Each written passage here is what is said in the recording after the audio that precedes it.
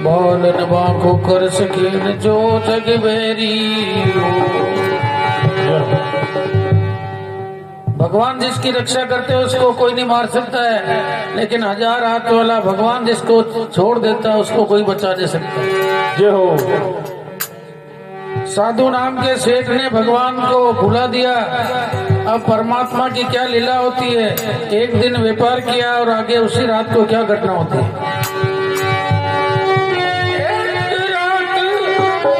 चोरों ने मिलकर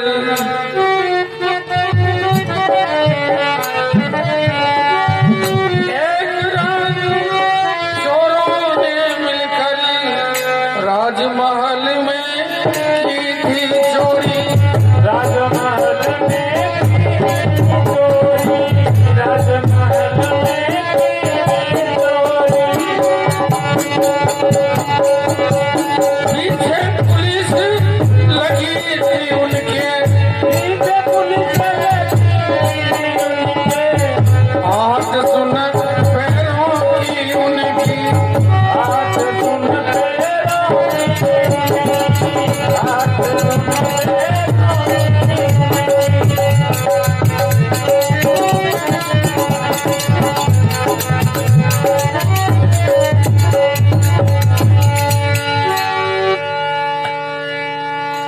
बोले चार भुजानाथ की। जय हो। एक दिन का व्यापार हुआ। सुसरा जी जमाई जी विश्राम कर रहा रात्रि में। वणिज रात में राजा चंद्र केतुर महल में चोर बड़ी जाए, धन दौलतरी गांठ लीन भागे, लेकिन राजदूत जागी जाए और पासे पुलिस वाला लगी जाए। चोर दौड़ता दौड़ता विचार की दो धन ने नहीं छोड़ेगा तो अपन दौड़ागा नहीं, धन लेने गांठ लेने दौड़ागा नहीं, और नहीं दौड़ागा तो राजा रा दूत अपने पकड़ी लेगा। धन भी जागा और धन भी जाई, अपने पकड़ लेगा और धन भी परो जाएगा और अपने जेल में नाकी देगा और अपने कष्ट पहुंचाएगा। तो चोर जो विचार करेंगे धन री गांठिया सुसरा जी जमाई के दो होता तक बटे फेंकी दी थी है और भी आगे रवाना हो गया। राजा रा दूत दौड़ता दौड़ता आया, आई देखियो कि सुसरा जमाई दो ही होता देखा है कि चोर गांठा मेली ने नींद कर रहा आराम हो, आपने हपवाते नीचे जमीन पे हो गया और धन री गांठिया नीचे मिल दी थी। राजदूत बनाने धोया ने उठावे, एक एक चाबुक लगावे, बड़ा नींद खुली की यो कई बात आज पकड़ाना है। हाँ हाँ मैं देखियो तो राजा रा दूत खड़ा है कि भाई हमें आपको कष्ट दे रहे हो, हम तो व्यापारी हैं। अरे व्यापारी हो, धन कहाँ से लाए, धन की गांठे कहाँ पड़ी है। चोरी कटू की थी। हाँ, चोरी कटू की थी है। महल राजा महल में दोहरे माथा पे गांठड़ी दीदी, पासे चाबुक लगा, का हाथ में हथकड़ी, पैर में बेड़ी डाली और राजा चंद्र केतुर दरबार में दोहे ने उभा कर देता है। ये हो। बोले सत्यनारायण भगवान की जय हो।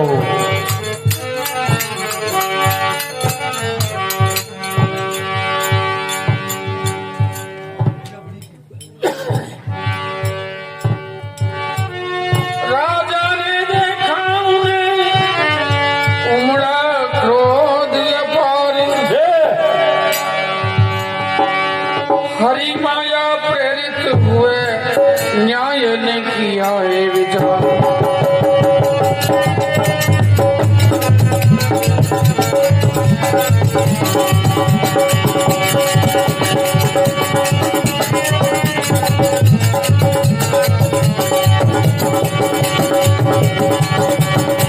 हरि माया प्रेरित हुए, न्याय ने किया है विचार।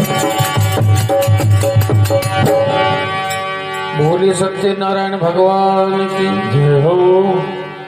राजा चंद्र केतु के सामने खड़े कर दिए कि इन्होंने रात को महल में चोरी की, चोर है।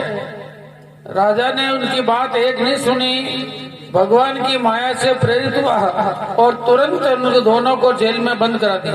पक्का चोर है, बाहर नहीं करना। तो सेठ जी जमाई जी दो ही राजा चंद्र केतु जेल में बंद भी गया है। और अटने भगवान की माया कही वे घरे कलावती लीलावती आराम हो बड़ा प्रेम हो अपने महल में होते थे किए और आधी रात में घर में चोर आवे तो वह बेटी माँ ने जगाने की कोशिश करे और कई की दिए कई के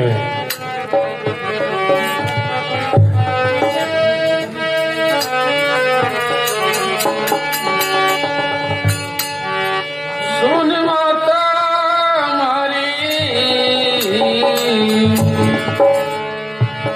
घर में घुस आया मीना छोड़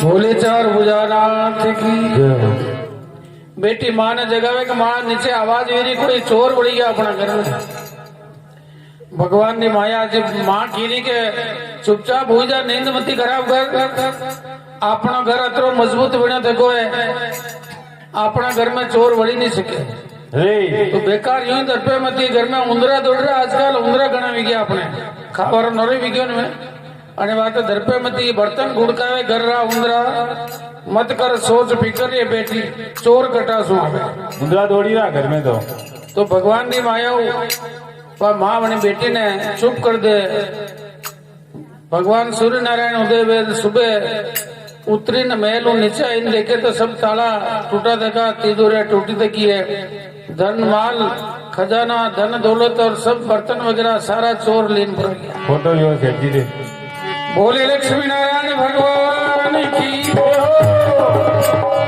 सेठ जी जमाई जी राजा चंद्रकेतु की जेल में बंद है माँ बेटी भिखारी हो गई है खाने का अनाज भी घर में नहीं रहा ये परमात्मा की लीला है जय हो अब दो माँ बेटी भीख मांगने लगी भीख मांग करके पेट भर रही है एक दिन कलावती भीख मांगते हुए बहुत लेट हो गई और आधी रात तक घर नहीं आई तो माँ ने मन में विचार किया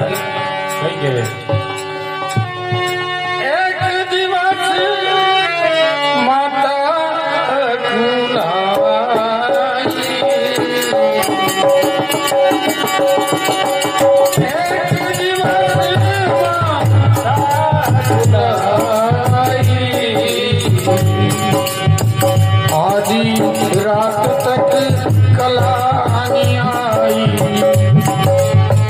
आधी रात तक कलानी आई।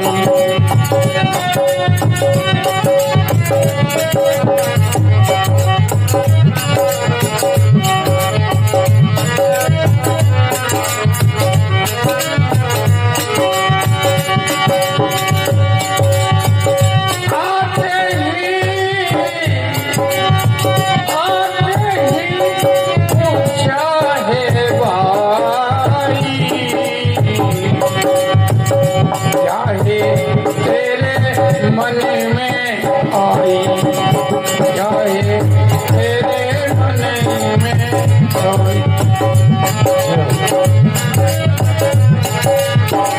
क्या तेरे मन में कुटिलाई, क्या तेरे मन में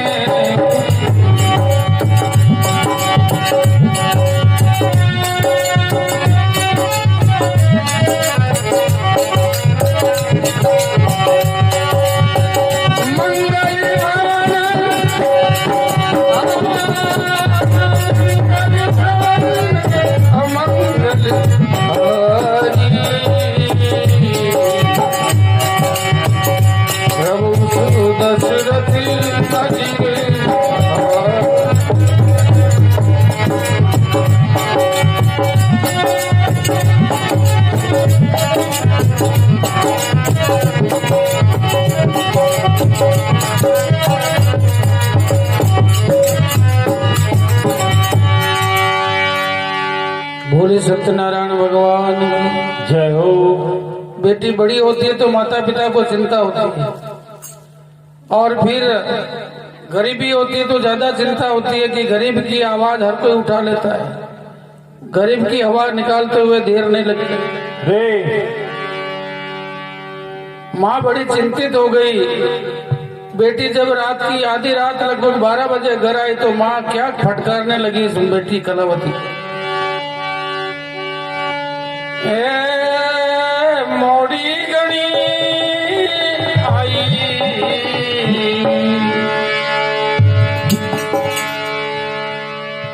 मोड़ी गणी आई बेटी लाडली,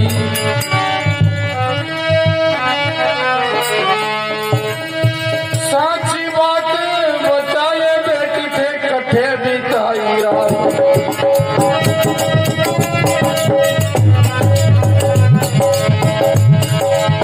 साची बात हमारी बेटी कट्ठे बिताई रात।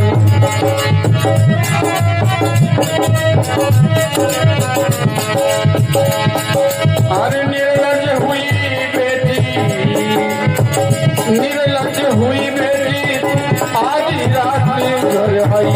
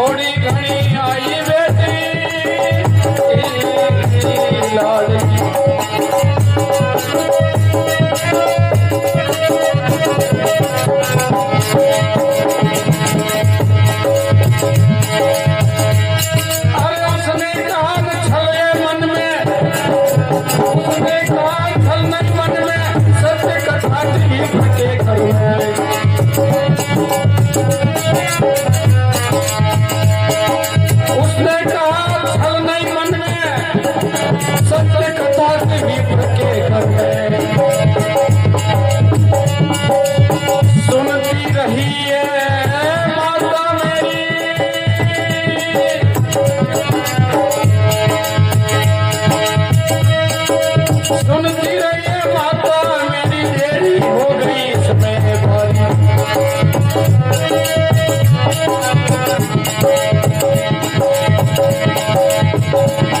हर देरी हो गई मात मुझे, देरी हो गई मात मुझे।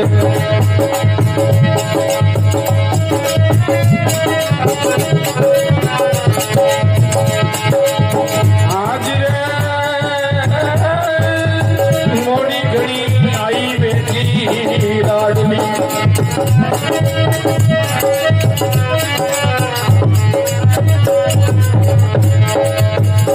बोले सत्यनारायण भगवान की जय हो। अपने माता पिता गुरुदेव की जय हो। सनातन धर्म की जय हो। माँ बड़ी व्याकुल हुई, चिंतित हुई। अरे बेटी निर्लज हुई जो आधी रात को घर आई है, सच्ची बात बता दे कटे बिठाई रात। बेटी जवाब दे रही कि माँ भगवान की सौगंध खा के कह रही हूँ, मैं भीख मांगते मांगते एक ब्राह्मण के घर में चली गई। वहाँ भगवान सत्यनारायण की कथा हो रही थी। वो कथा सुनने लग गई और कथा सुनने के बाद मुझे भीख मांगने में शर्म आई, इसलिए मैं बिना भीख लिए वापस आई। ये भगवान का प्रसाद लाई हूँ, आप भी ये प्रसाद लो। और मैं ये सच्ची बात बता रहा हूँ, मैं किसी के घर में नहीं। अरे बोले सत्यनारायण भगवान की जय हो। सत्यनारायण भगवान की कथा की बात सुनकर लीलावती की आंख में आंसू आ गए, वाला की जय। रोने लगी।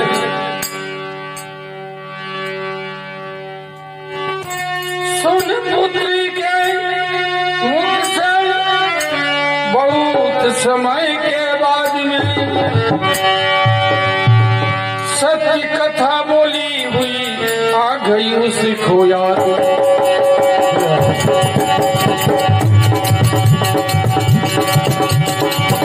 सत्य कथा बोली हुई आ गई उसको याद।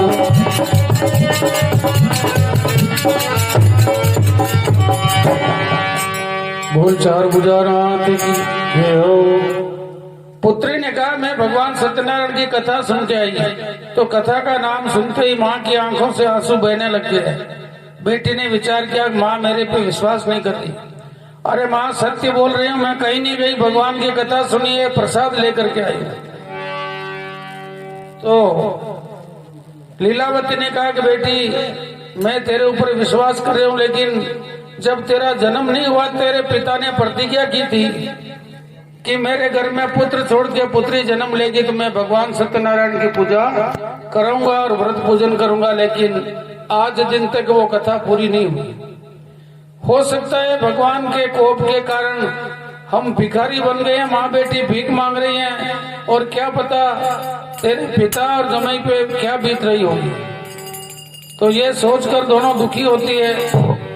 भगवान सत्यनारायण से क्षमा याचना करती है, प्रार्थना करती है और भगवान का पूजन करती है कि अगर ससुरा जमाई जी सकुशल घर आ जाएंगे तो आते ही हम भगवान आपकी कथा पूरी कराएंगे, व्रत पूजन करेंगे।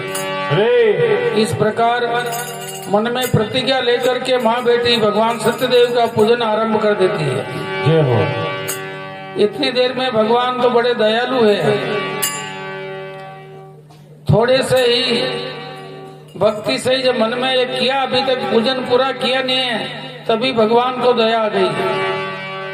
माँ बेटी की प्रार्थना को सुनी है और ईश्वर कैसे दया करते हैं। बड़े दयालु है हमारे भगवान, बड़े दयालु है हमारे भगवान।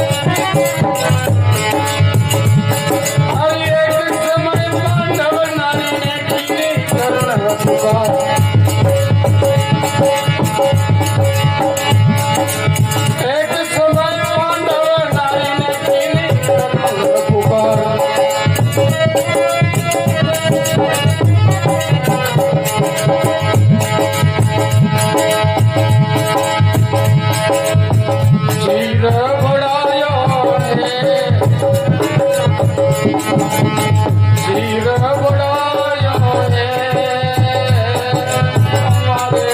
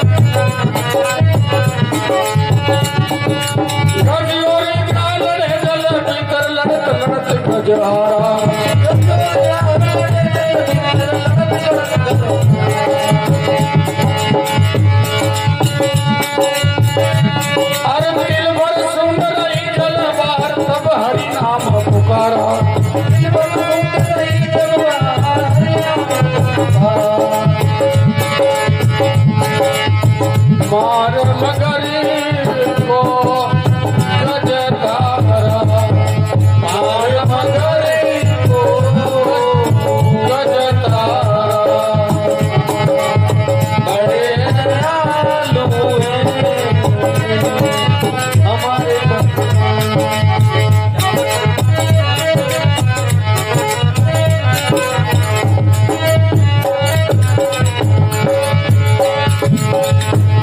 बोले सत्यनारायण भगवान की जय हो। भगवान तो दीनानाथ बड़े दयालु है, थोड़ी सी भक्ति से प्रसन्न हो जाते हैं, माँ बेटी की पुकार सुनते हैं और राजा चंद्रकेतु को सपने में क्या सितारे।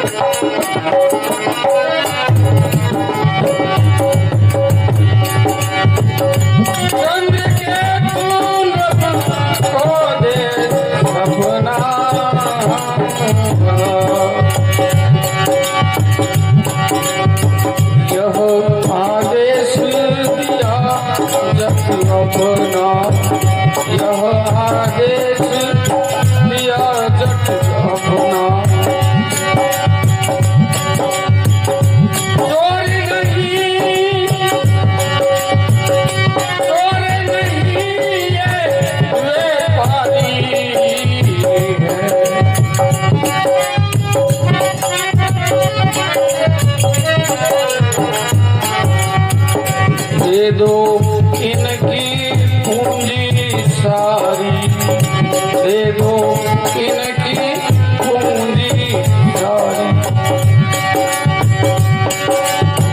यदि न करेगा कहना मेरा, यदि न करेगा कहना मेरा,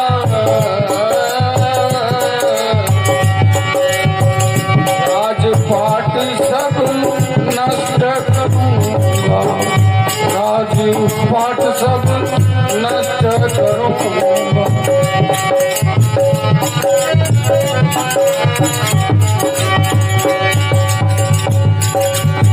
बोले चार भुजानाथ की जय हो। राजा चंद्रकेतु को सपने में चेता दिया है कि हे राजन, तेरी जेल में बंद है, ये चोर नहीं व्यापारी है, दोनों साहूकार है। सूर्य उगने से पहले इन दोनों को दुगुना धनमान देकर रवाना नहीं किया तो तुझे राजपाट सहित नष्ट कर दूंगा। बोल चार भुजानाथ की जय हो। परमात्मा बड़े दयालु है, अभी कथा पूरी नहीं हुई फिर दया कर दी है, सेठ को बचा लिया है। और सपने में राजा चंद्रकेतु ने यह बात सुनी तो उसको बड़ा पछतावा हुआ और दिन उगने से पहले ही अपने मंत्री दरबारियों को सबको बुला लिया दरबार में और क्या आदेश देने लगे। सूर्य उगे दरबार में पहुंचे नृप तत्काल, सुना स्वप्न की बात ये चकित हुए भोपाल।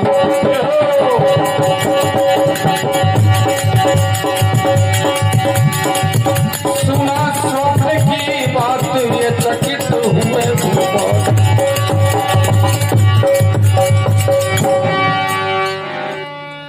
राजा चंद्रकेतु सूर्य उगने से पहले दरबार में पहुंच गए और सभी मंत्रियों को बुला करके आदेश देने लगे कि ये अन्याय कैसे हो गया, मेरे से ऐसा झूठा न्याय क्यों नहीं कर पाया, मैंने साहूकार आदमी को जेल में बंद कर दिया, मैं बड़ा पाप का भागी हूँ, मेरे साथ सभी मंत्री भी दोषी हैं। अब तुरंत इनको दुगुना धनमाल दे करके स्नान करवा करके अच्छी तरह से नए वस्त्र धारण करवा करके तुरंत रवाना कर दो इनको। राजा का आदेश मिलते ही सेठ और जमाई को जेल से बाहर निकाल लिए हैं, उनको अच्छे नए वस्त्र धारण करवाया, स्नान करवाया, दुगुना धनमाल दे करके सेठ और जमाई जी से राजा चंद्रकेतु बार बार क्षमा याचना करते हैं कि मेरे हाथ से गलत न्याय हो गया है, आप साहूकार आदमी को जेल में बंद कर दिया। अरे बोल चार भुजानाथ की जय हो। बिना व्यापार किए सेठ जमाई को भगवान की कृपा से दुगुना धनमाल मिल गया है, बड़े मन में प्रसन्न हुए और घर जाने की सोचने लगे कि क्या पता और क्या होगा, पर अपने बिना कमाए मिल गया, इसलिए जमाई जी अपन घर चल देते। अभी निकलो।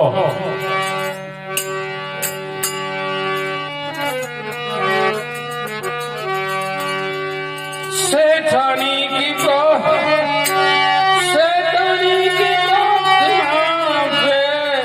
दिया प्रभु ने ध्यान, छुड़वाया था जेल से है दयालु भगवान।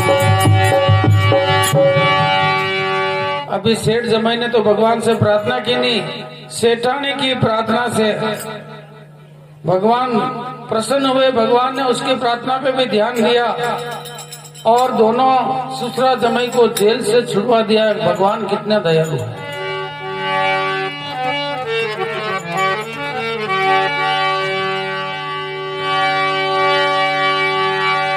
इस विधि से वैश्य ने किया नगर प्रस्थान, सत्यदेव भगवान की कृपा सम्मान।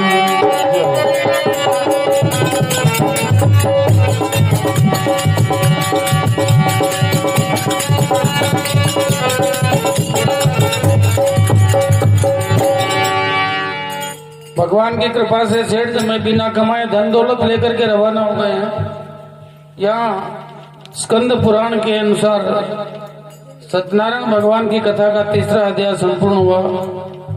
बोले सत्यनारायण भगवान की जय हो। चौथे अध्याय में भगवान सेठ की फिर परीक्षा लेने के लिए आ रहे हैं कि इतना बताने के बाद में भी इसके मन में कुछ सत्य है कि नहीं, दया है कि नहीं, परोपकार की भावना है कि नहीं है। तो सेठ जमाई नगर से बाहर निकले, थोड़ी दूर चले, भगवान साधु का वेश बनाकर सेठ जी के पास में आकर के भीख मांगने लगे। अरे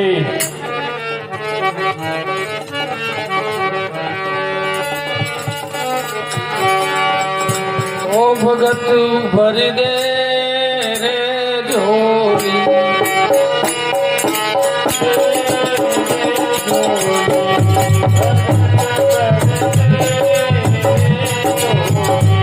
तेरे द्वार खड़ा है भगवान, भगत भर दे रे झोली। द्वार खड़ा रे भगवान,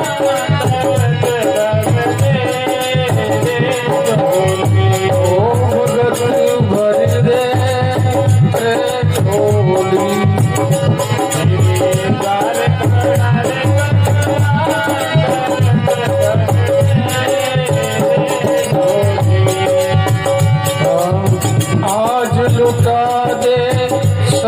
बस अपना मान ले कहना मेरा आज लुटा दे सर्वस्व अपना मान ले कहना मेरा मिट जाएगा पल में तेरा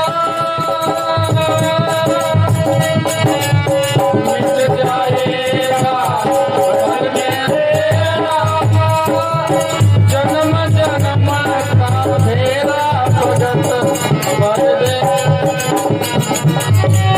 तेरे द्वार खड़ा रे भगवान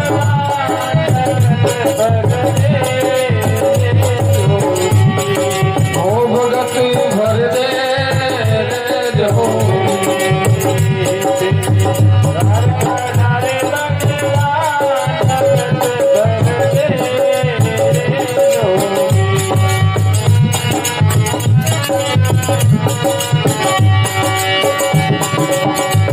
ओ भगत भर दे रे झोली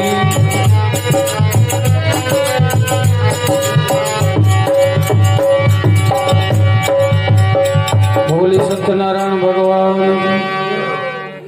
भगवान साधु का रूप बना करके सेठ के पास भीख मांगने आए लेकिन सेठ ने देखा कि रास्ते में बहुत से ठग मिलते हैं साधु के वेश में तो जमाई जी को कहा होशियार रहना बात में मत आना ये ठग है और अपने नाव के अंदर भरा हुआ माल को ले जाएंगे इसको कोई भिक्षा विक्षा नहीं देनी है सेठ झूठ बोला और साधु के रूप में आए भगवान को कहने लगा कि हे महात्मा मेरी इस नाव में तो कुछ भी नहीं है लता पता घास भरी हुए धन दौलत तुम्हारे को भीख देने लायक मेरे पास कुछ नहीं है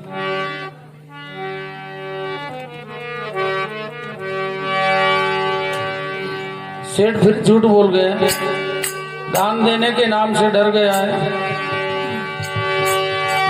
इतनी भोगी यातना बहुत सारा कष्ट उठाया फिर भी अकल नहीं है अभी तक इतनी भोगी यातना तदपि न आया है ज्ञान किया अतिथि अपमान ये बोले श्री भगवान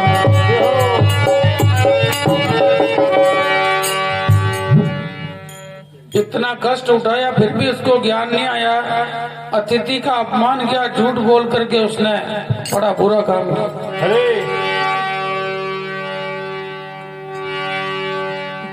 भगवान ने कहा साधु के रूप में तथास्तु जैसी तुम्हारी भावना वैसी हो ये कहकर वो तो अंतर ध्यान हो गए थोड़ी देर बाद सेठ जी की नाव पानी के ऊपर डोलने लगी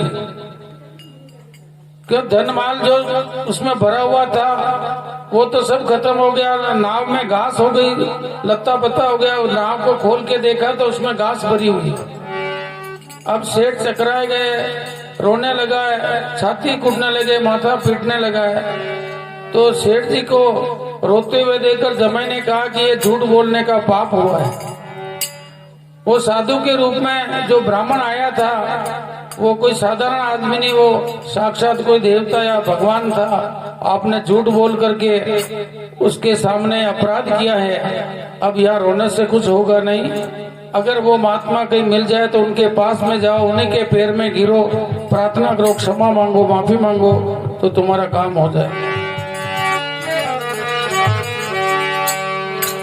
सेठ अब अपनी गलती पे पछताया रोता बिलखता हुआ जंगल में इधर उधर उन महात्मा जी को ढूंढने लगा बोलो रे जमीन बोलो आसमान बोलो रे जमीन कौन सी दिशा में गए मेरे भगवान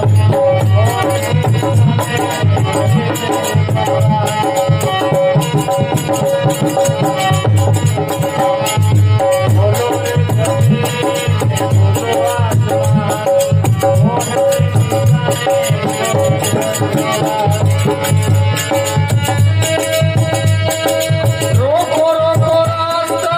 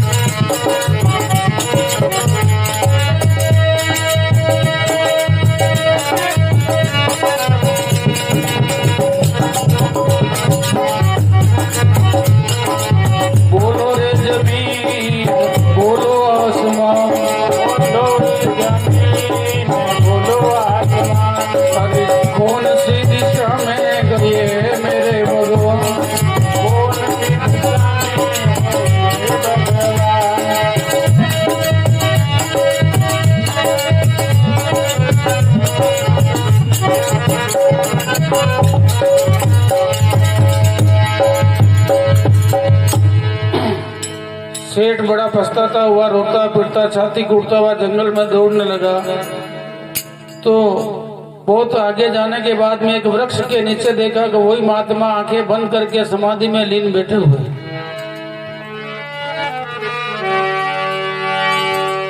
अब सेठ जी उनके पास जाकर रोने लगे और क्षमा याचना करने लगे कि भगवान मेरा अपराध क्षमा कर दो। और तारा है सारा जमाना प्रभु हमको भी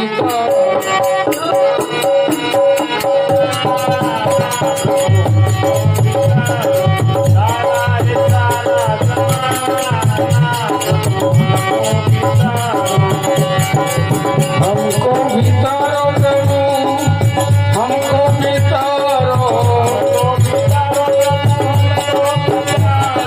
सारा है अरे तारा है सारा जमाना, तारा है सारा जमाना प्रभु हमको बितारो, हमको बितारो देवा हमको बितारो, हमको बितारो देवा हमको बितारो, तारा है सारा जमाना प्रभु हमको बितारो।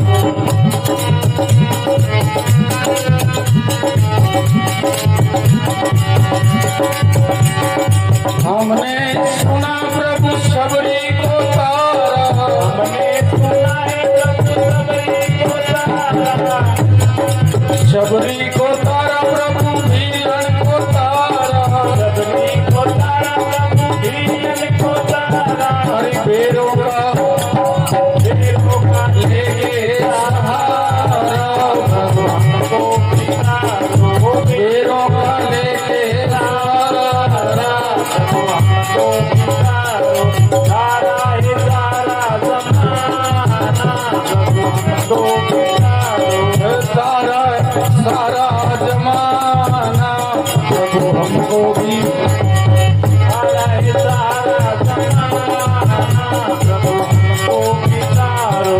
हमने सुना प्रभु मीरा को तारा, हमने सुना है प्रभु मीरा को तारा, मीरा को तारा प्रभु दासी को तारा, मीरा को तारा प्रभु दासी को तारा, प्याले का लेके बहाना काले काले के सहारा प्रभु हमको बितारो, हमको बितारो देवा हमको बितारो, हमको भी तारो देवा उनको भी तारो, तारा है सारा जमाना हमको बितारो, तारा है सारा जमाना प्रभु हमको बितारो।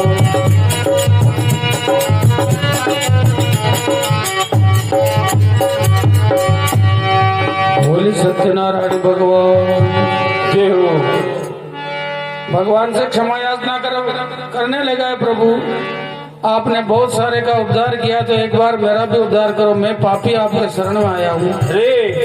तो भगवान को फिर दया आ गई, फिर कहा सेठ तेने झूठ बोल करके पाप किया है, अब आइंदा अपने जीवन में कभी झूठ मत बोलना, और किसी भी द्वार पर आए हुए अतिथि को घर में होते हुए जो भी हो सके दान देना मना मत करना, और आइंदा इस प्रकार कोई संत दरवाजे पे आए तो उसको भिक्षा जरूर देना।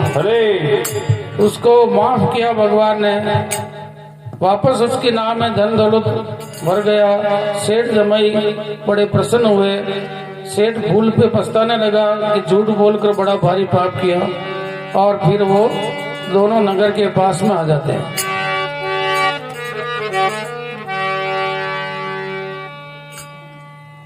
सेठ ने घर पे समाचार भिजवा दिए कि सेठानी को खबर दे दो ताकि वो नदी के ऊपर हमें लेने के लिए आ जाए।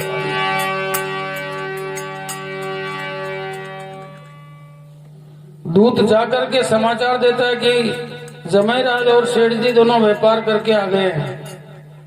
तो सेठानी बड़ी प्रसन्न होती। उस समय माँ बेटी दोनों भगवान का पूजन कर रही थी।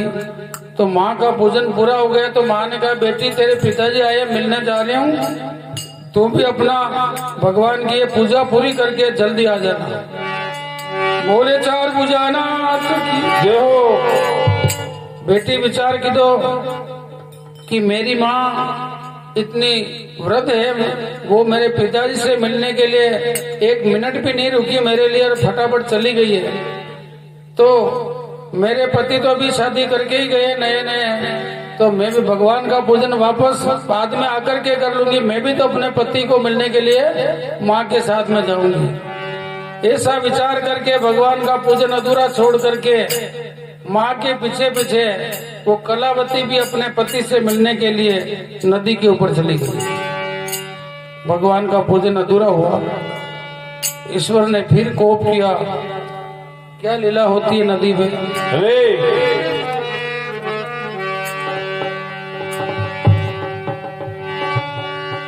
सारा सामान उतरने के बाद में सेठ जी ने कहा, जमाई जी नाव को देख लो, कोई सामान बाकी रह तो नहीं गया। और जमाई साहब नाव में वापस देखने गए। उसी समय भगवान सूर्यास्त होता है, वैसे नाव के साथ में जमाई पानी में डूब गया। अरे सेठ जी क्या कहने लगे, नहीं कहीं तूफान है,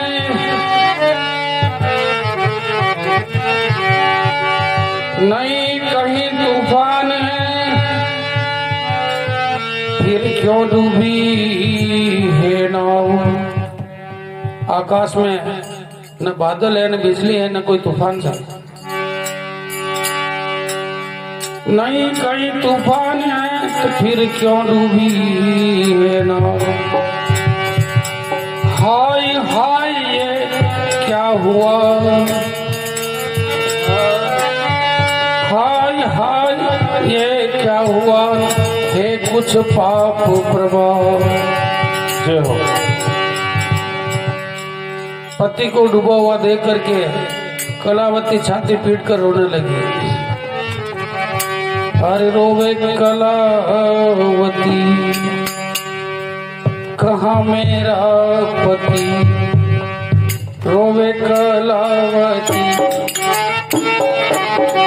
रोवे कलावती, कहाँ मेरा पति, रोवे कलावती, कहाँ मेरा पति। इस नैया का डूबना, इस नैया का डूबना गजब हो गया, गजब हो गया रे, गजब हो गया।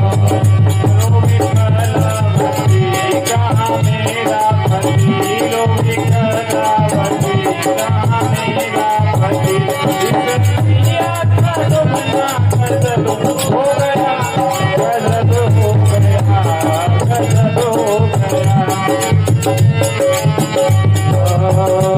रुदन करे बारी, रुदन करे बारी, रुदन करे बारी, ये अबला नारी, रुदन करे बारी, ये अबला नारी। इन आंसू का गिरना, इन आंसू का गिरना गजब हो गया, गजब हो गया, गजब हो गया। इन आंसू का गिरना गजब हो गया, गजब हो गया रे, गजब हो गया। रोवे कलावती, कहाँ मेरा पति, रोवे कलावती, कहाँ मेरा पति। दुनिया का डूबना गजब हो गया, गजब हो गया। इस नैया का डूबना,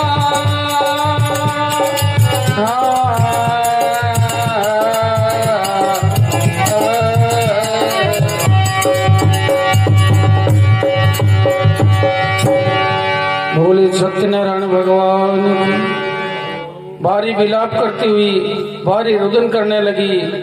नाव का डूबना ऐसा प्रलाप मचा रहा है कि सेठ सेठानी बेटी तीनों वहां पर हाहाकार मचा रहा है।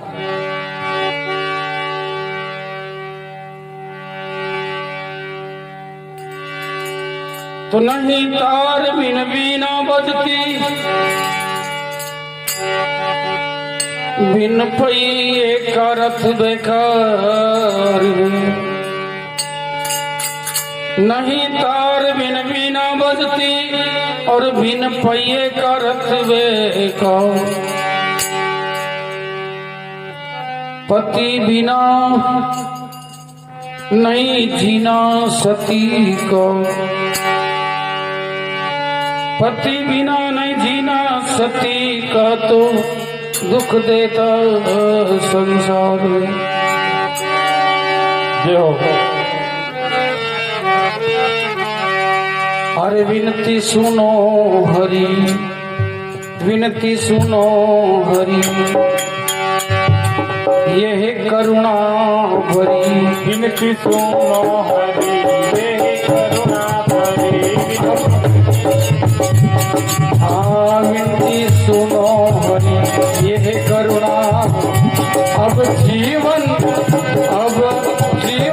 बिताना गजब हो गया, गजब हो गया, हाँ गजब हो गया। और वे कलावती कहाँ मेरा मती, रोवे कलावती कहाँ मेरा मती। इस नैया का डूबना गजब हो गया, गजब हो गया, गजब हो गया।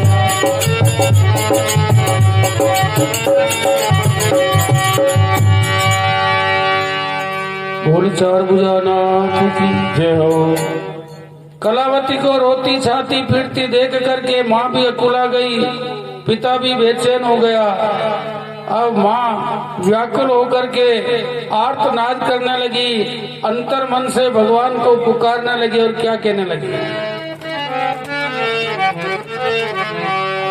ओ करुणा निधान स्वामी,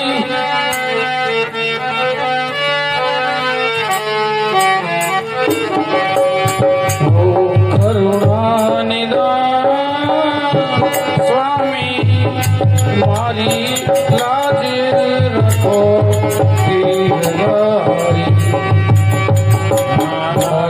करुणा निधान स्वामी, मारी लाज रखो।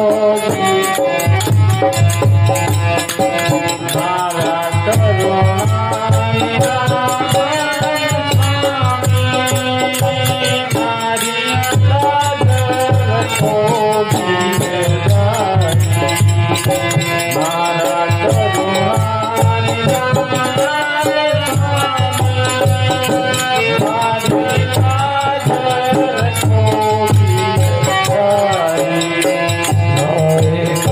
अबला करे पुकार, अबला करे पुकार, मारी पतरा को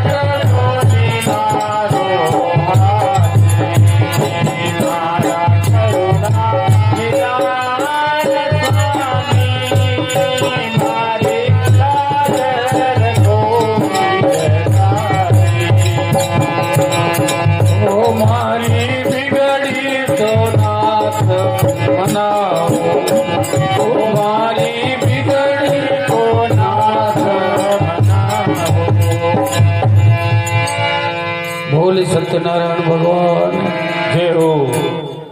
करुण पुकार सुनकर के भगवान को फिर दया आई। आकाशवाणी हुई, हे सेठ, तेरी बेटी ने मेरा अपमान किया, मेरा पूजन अधूरा छोड़ा है और तुमसे मिलने आई है। घर जाकर पूजन पूरा करे तो इसका पति वापस मिल सकता है। बोले चार भुजा नाथ की जय हो।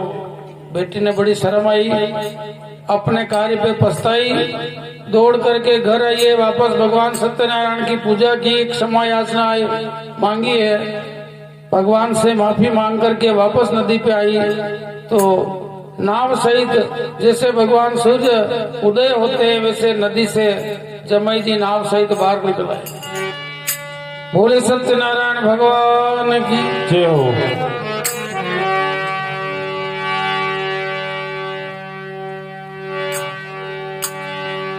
इस प्रकार सेठ जमाई जी के साथ में अपने घर आते हैं और आने पर भगवान की कथा पूजन करते हैं। बड़े प्रेम से सभी नगरवासी को बुलाते हैं, कथा में प्रसाद वितरण करते हैं और बड़े प्रेम से जब तक हर पूनम के पूनम वो कथा करते गए, सुख संपत्ति से संपन्न हुए और अंत में भगवान के धाम वैकुंठ को पहुंचे।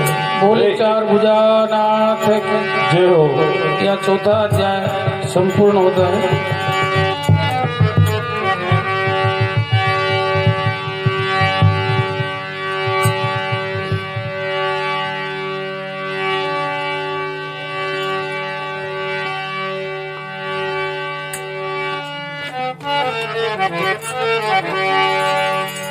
सुत जी महाराज 88,000 सोन का ऋषियों को सत्यनारायण भगवान की कथा का अंतिम और 5वां अध्याय किस प्रकार सुनाते हैं। अरे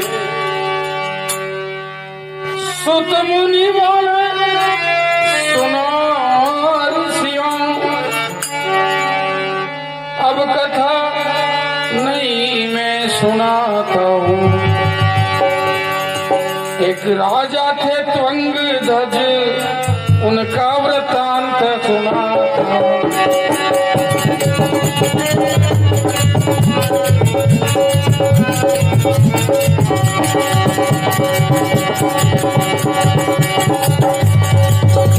ध्वज कर प्रसाद उस राजा ने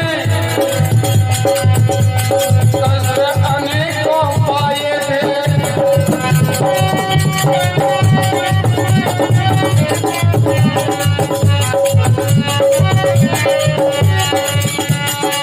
अपना सारा वैभव खोकर तो पुत्र भूपति ने पाए। अपना सारा वैभव खोकर तो पुत्र भूपति ने गंवाए।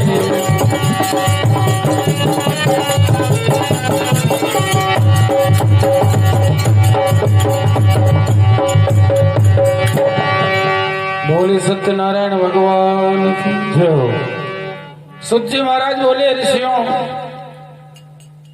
5वें अध्याय में राजा त्वंग ध्वज का वृतांत सुनाता हूँ, जिसने भगवान का प्रसाद त्याग करके किस प्रकार दुख उठाया। अपना सारा राजपाट वैभव खो करके उसके साथ में 100 पुत्र भी राजा ने गंवा दिए। राजा त्वंग ध्वज भगवान का प्रसाद का अपमान करते हैं। तो राजा शिकार के बड़े शौकीन थे। एक बार शिकार खेलने के लिए जंगल में गए। जंगल में जाकर के राजा ने क्या देखा कि कुछ ग्वाल बाल गायें चराने वाले बालक भगवान का पूजन कर रहे, कथा कर रहे हैं और फिर प्रसाद लेकर के राजा के पास में आए।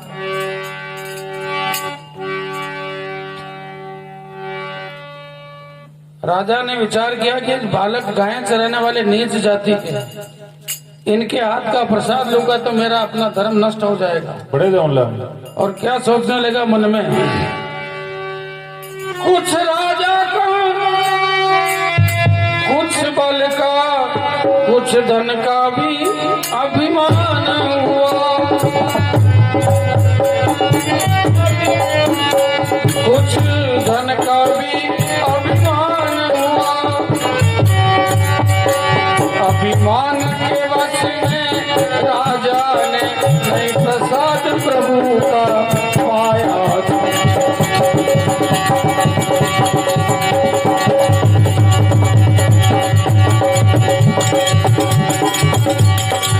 ये गाल नीच कमीने हैं, इनके हाथ का खा प्रसाद, इनके हाथ का खा प्रसाद, जो अपना धर्म घटाओ।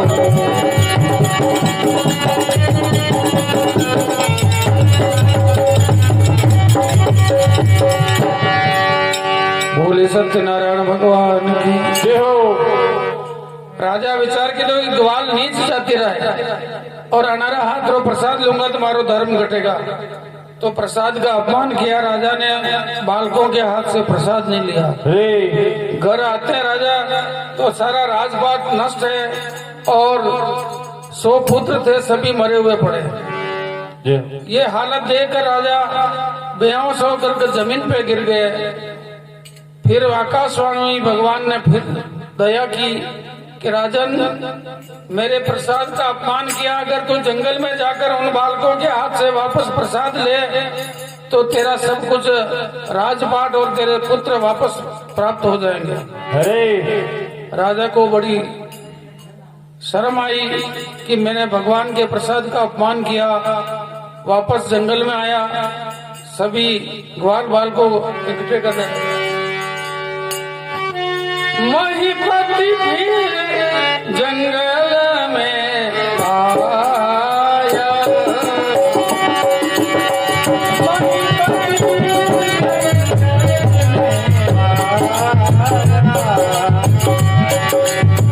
ग्वाल बाल को बुला के लाया, बाल को बुला के लाया।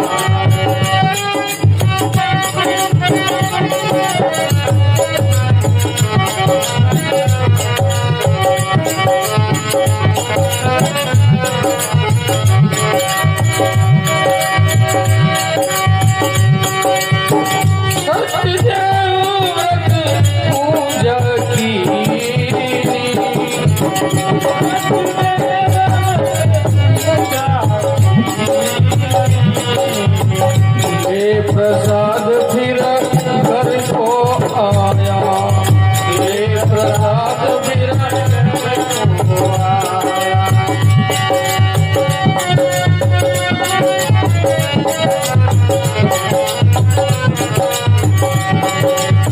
मंगल अमंगल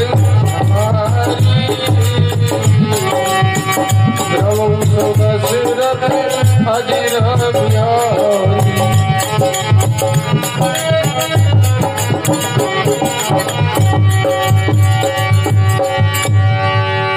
बोले सत्यनारायण भगवान की जय हो।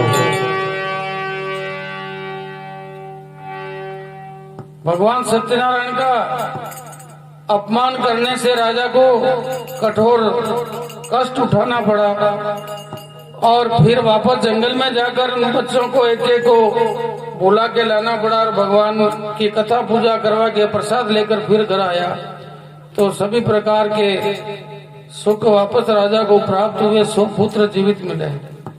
इस प्रकार राजा तुंगध्वज ने भगवान के प्रसाद का अपमान किया और दुख उठाया। उसके बाद वापस भगवान का प्रसाद पाने से उसके सारे कष्ट दूर हो गए। अरे इस प्रकार स्कंद पुराण के अनुसार भगवान सत्यनारायण की कथा का ये 5वां और अंतिम अध्याय संपूर्ण होता है। सुत जी महाराज अब उन ऋषियों को उन कथा पूजन करने वाले के दूसरे जन्म की कथा सुना रहे हैं।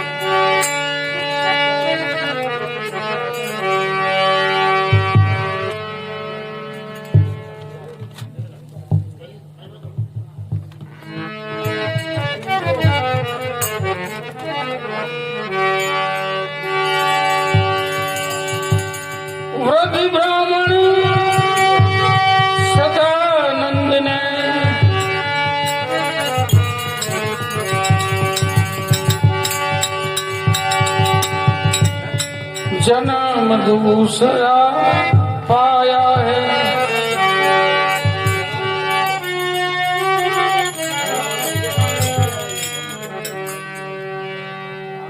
ब्राह्मण साधारण ने भगवान का व्रत पूजन किया, दूसरे जन्म में सुदामा नाम पाया और भगवान कृष्ण की भक्ति।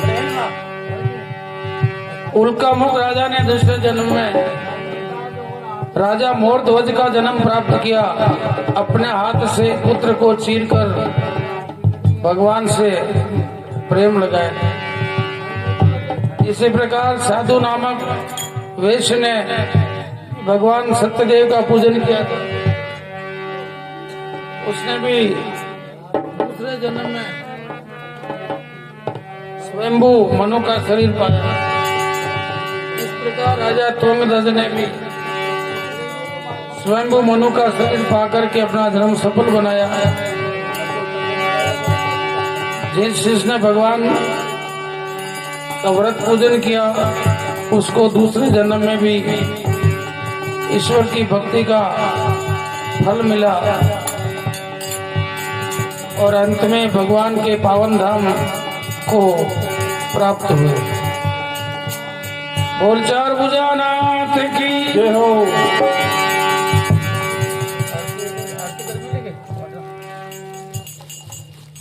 प्रसाद तैयार कर दिया, अब ये प्रसाद इकट्ठा कर लिया ना।